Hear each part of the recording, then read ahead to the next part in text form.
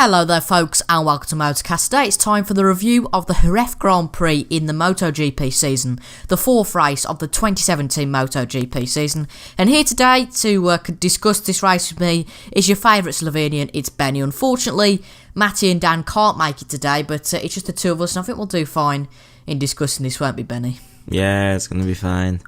Good. And if you haven't seen the race yet, well, I hope you have, because we're going to spoil it right for you now, because Dani Pedrosa won his first race of the season, and it was a whole Spanish podium with Pedrosa, Marquez, and then Lorenzo getting his first podium for Ducati in third, amazingly. And for Honda, it was their best weekend so far of the season, undoubtedly, and a brilliant win for Pedrosa, a solid one too. Is it just a simple fact that Pedrosa was quicker than Marquez on the day? Yeah, I think that today Pedrosa was just quicker through the whole weekend, he was just quicker, Last year, Rossi was just quicker than Lorenzo, and this year it's the same with Pedrosa and Marquez, so. But it did look like the Hondas had quite a big advantage compared to the rest of the field. Crutchlow was also on the front row, and the two other Honda bikes were also looking quite competitive, but sadly they all crashed out. Yeah, I was definitely quite shocked when Pedrosa topped all the practice sessions. Is it just a case that he prefers this circuit, or is it a thing that he might have actually got this bike and he's going to be a solid... I mean, to be fair, in Kota he was ahead of Marquez for a while, wasn't he? Until Marquez got past. Do you think Pedrosa could put up a good challenge, or do you simply think he preferred the Jerez circuit to Marc? I think it's a bit too early to say in the season, but yeah, it definitely looked like the Honda was the quicker bike than all the rest of compared to the competition. But yeah, Pedrosa, we know he's a good rider, and it looked like everything just came together this weekend.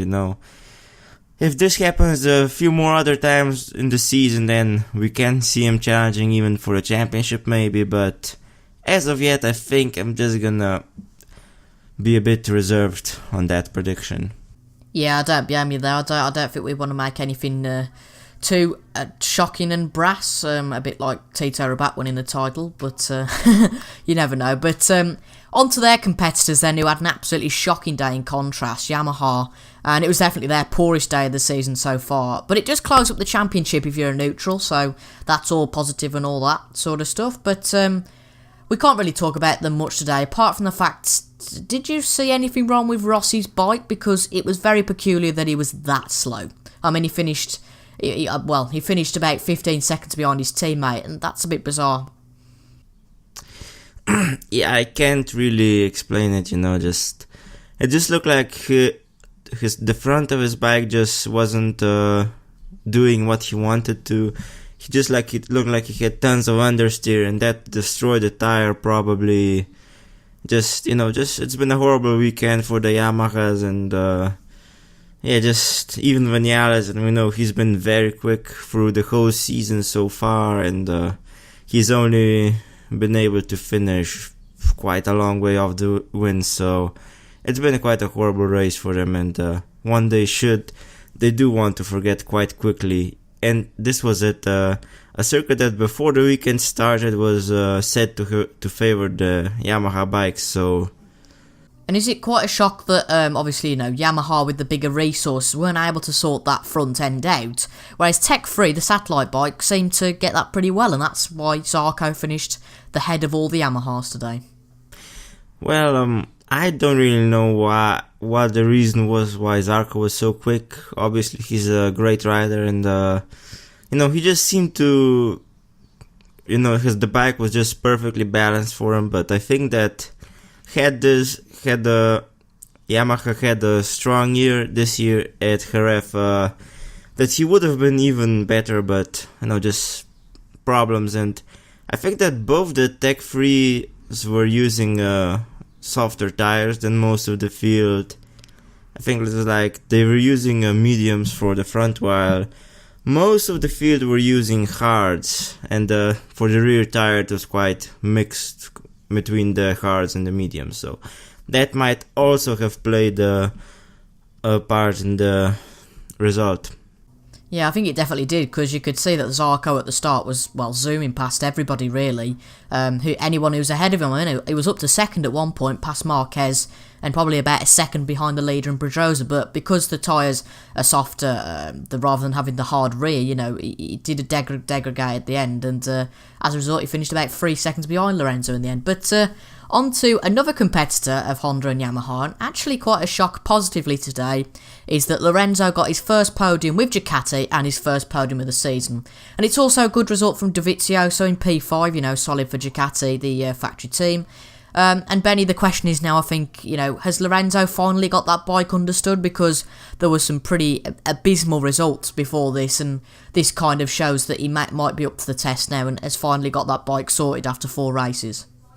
Yeah, the bike definitely did he looked quite a bit more comfortable on the bike than in the previous races, and I think that I heard from the commentators on Slovenian TV that they did change the seating position a bit so that he's got a bit of a different feeling mid-corner compared to the Vitioso. I think his seat's a bit higher, which changes the whole balance of the bike, and I think it makes it a lot better for Lorenzo and his driving style, as compared to at the start of the season. Apparently he was struggling, especially mid-corners.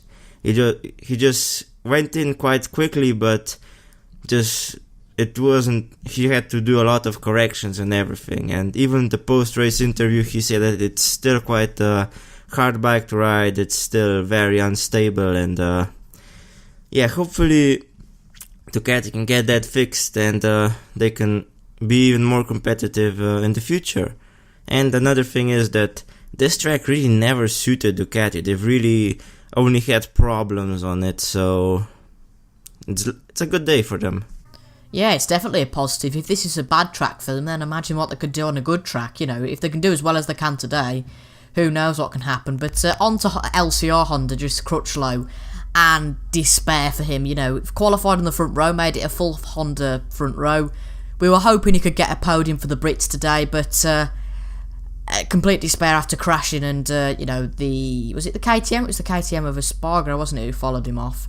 Yeah, it was. And Crutchlow, throughout his career, really, in the last few years, crashing has cost him really badly, and he's one of those names that when you see that crash sign in the top right, he's not necessarily a Maldonado in F1 terms, but he's someone that you're not necessarily surprised at for crashing. And is it his main downfall, the amount of crashes and incidents he has, that loses him points?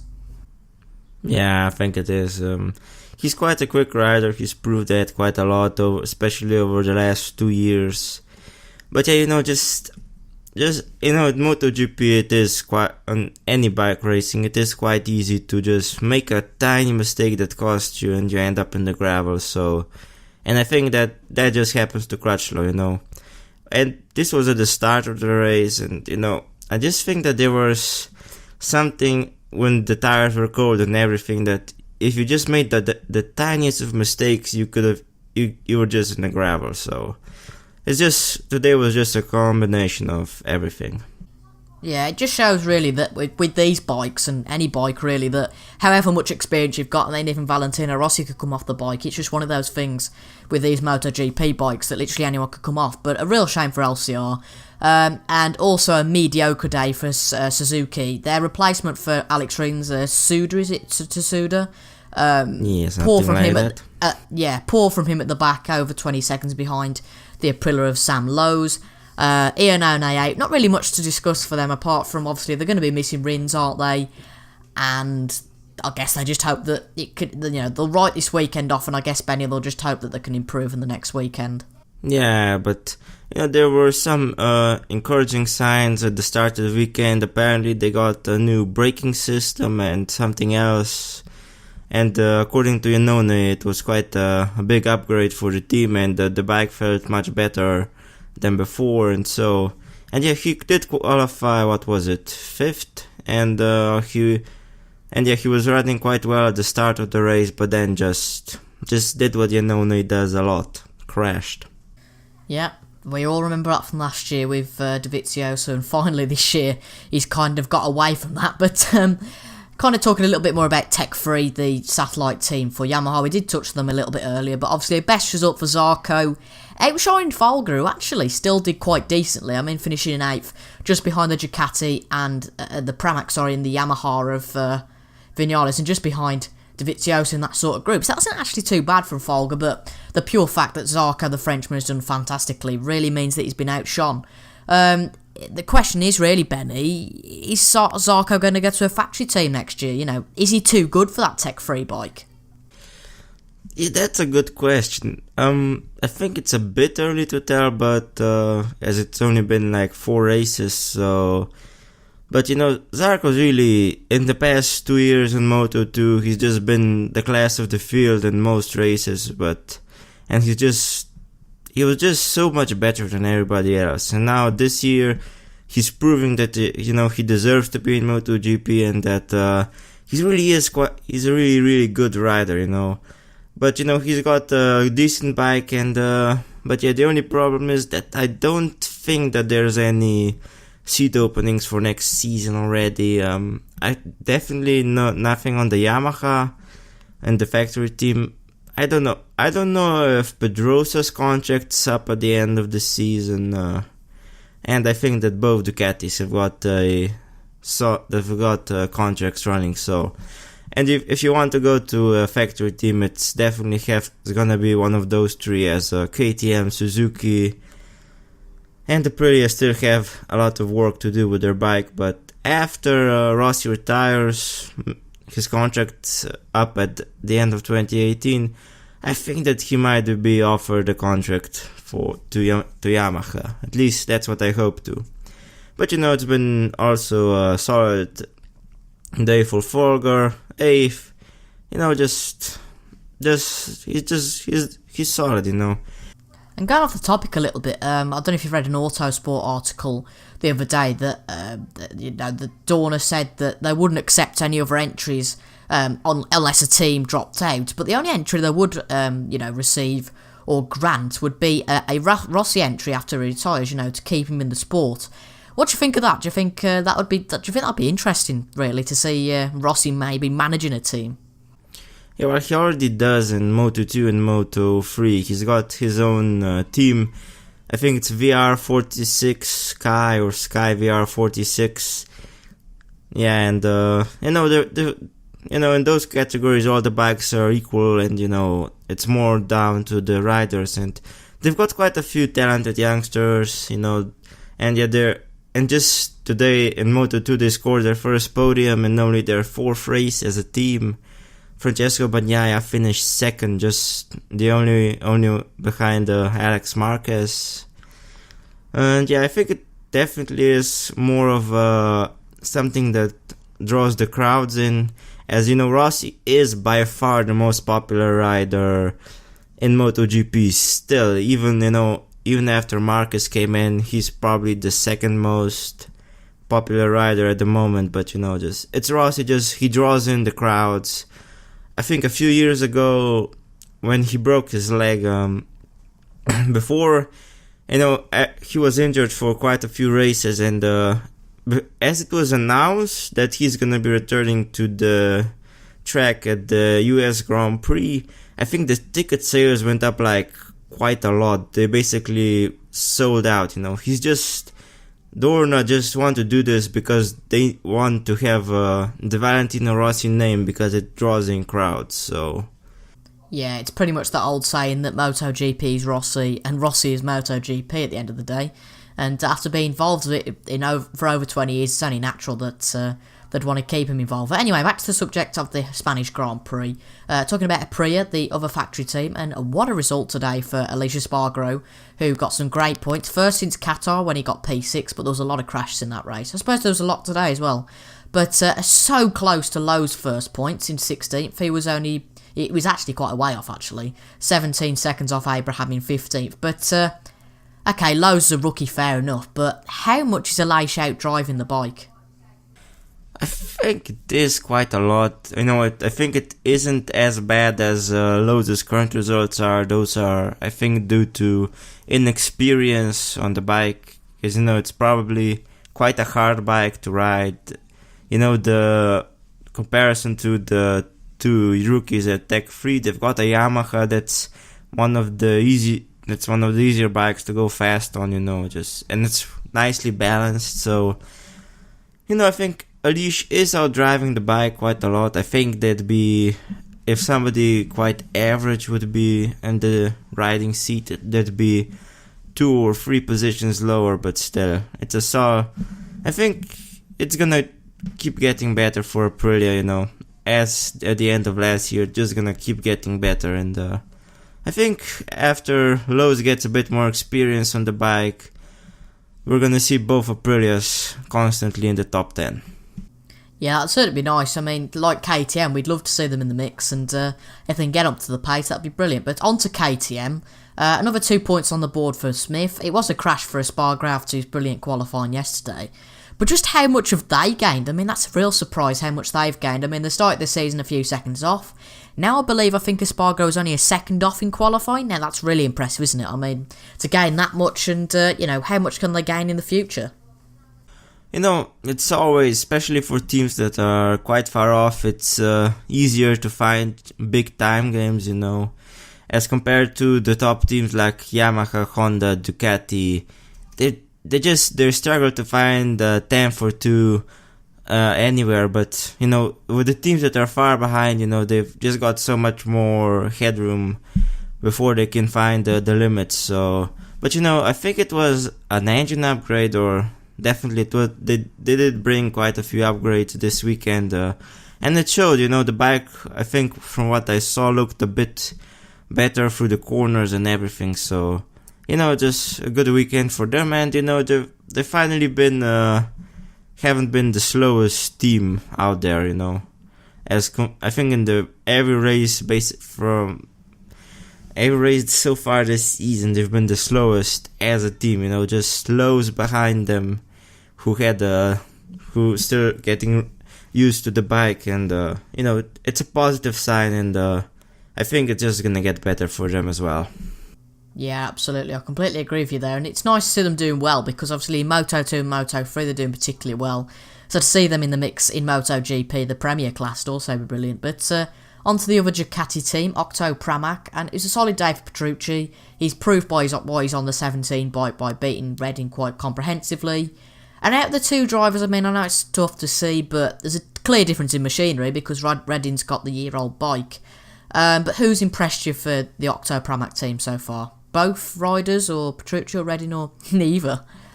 Both to an extent, but I think more Redding, because he's got a worse bike, and on a few occasions he's been ahead of Petrucci. And I think this race came to show how much Ducati have improved the chassis over the last year. Just the 17 bikes were just so much better than the rest. Yeah, absolutely. And like every team really, we keep saying this, but Pramac, it's going to be tricky with them because they're not a factory team, a bit like Tech 3. And they're not really going to be up there, but it'd certainly be nice for Petrucci to challenge the Ducati bikes at least of Dovizioso and Lorenzo, and I think he's doing that at the moment. He wasn't far off them. He was 10 seconds off Lorenzo, 4 seconds off, 2 seconds in fact off Dovi, so not bad at all for him today. But on to the last 3 teams now, and we're going to discuss them in a little bit of not so much detail, just together really, because not really much happened apart from the fact that Real Sponsorama, or Avintio, or however you say it, it's Real, you know where they are, but a solid 7 points for them, and 4 for Barbara and 3 for Baz. Do they have the better of Aspar? Because Aspar got 1 point today, didn't they, and Bautista crashed. Have they got the better of Aspar now? Are Aspar now the slowest team? Not quite sure, I think it's still gonna be neck and neck in the end, but I think that, their top riders, Barbara and Bautista, are quite close, but Baz and Abraham, I'm not sure who's better, but I've got a feeling it's Baz, and, I think that's just gonna be it in the end. I think Baz is gonna make or break who's gonna finish ahead in the constructor standings. Yeah, and definitely an interesting battle at the bottom, and if we have one race with a lot of retirements, then maybe one team could pick up a lot of points. But on to the final team, and I don't think Matty's watched the race yet, but I'm going to try and transmit signals of sadness just to foreshadow the complete sadness of Tito Rabat retiring from this one.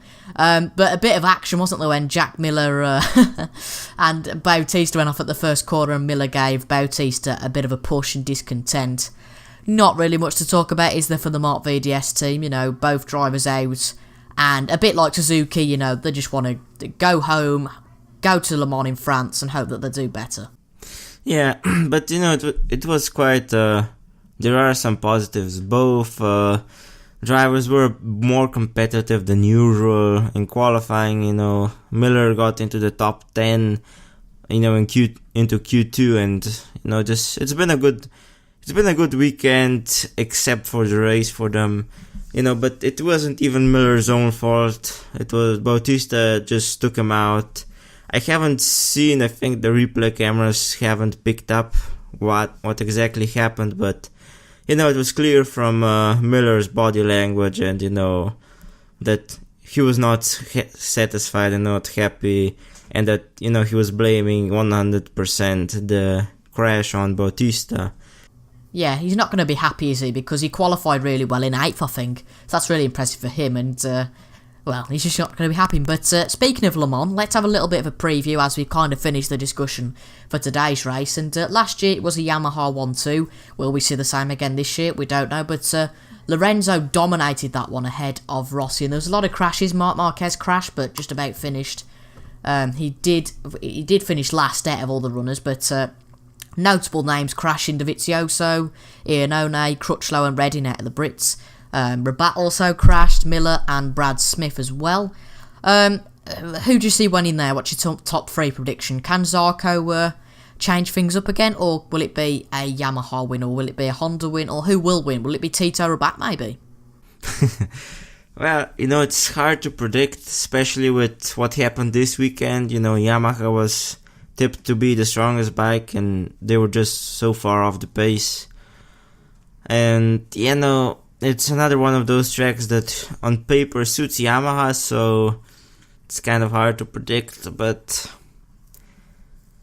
you know, and it's one of the tracks that usually suits Rossi, and, you know, and the weather is quite unpredictable, like Spa in Formula 1. You know, we often see rain on Sunday, even if the whole weekend was sunny, so I think I'm gonna say that it's gonna be that Rossi's gonna totally forget about Jerez, and that he's gonna win. And for second place, I think it's gonna be Marquez. You know, just putting in one of those drives that he can do, and finishing off the podium. Well, let's say Zarco. I think that he really has the potential, but, you know, also on the other hand, his history at the French Grand Prix in lower classes hasn't been brilliant. Even in his championship winning years, he's never really excelled at his home track, so. But in the end, I think it's gonna be Rossi, Marquez, and Zarco. What do you think, Toby? Oh, what do I think? That's putting me on the spot now. Don't you think Vinales is going to get a podium? No, I think that it's not going to be his weekend. I'm going to say in that case then, I'm going to go for a Marquez win, because I don't think Rossi's got in him. Because it'd be brilliant for him to bounce back after today, but I don't see it happening. I'm going to go with Marquez. I'm going to go again with a Honda 1-2, but switched around. Pedrosa second. And I'm going to go with Zarco in third, like yourself. So, well, we'll see how that happens, but I doubt that I'll be wrong. I'll probably be wrong and you'll be right, but that's why I'm the host and you're the analyst. But just a quick question before we go. Who is your driver of the day in Jerez today? It's a tough one to choose between Pedrosa and Lorenzo. Pedrosa just put in his first brilliant drive after, I think it was Misano last year. And Lorenzo just finally taming the Ducati and finishing on the podium. I'm gonna go with Lorenzo because this year he hasn't shown any promise so far. Austin's been a bit of a better race for him, but still he was quite far off, and today's just been one of those days that he's proven why he's one of the best in the world. Yeah, absolutely, and that's about it for today's review of the Jerez Grand Prix right from Spain, and we will be back in another fortnight for the Le Mans review, and hopefully, as you can probably see, this is released on the Sunday, and as it's another mid-day race on the fortnight's time, hopefully we can get this review out on the same day in a fortnight for Le Mans. So that's been it from the Jerez Grand Prix review, and we will see you next time. So from me and Benny, goodbye.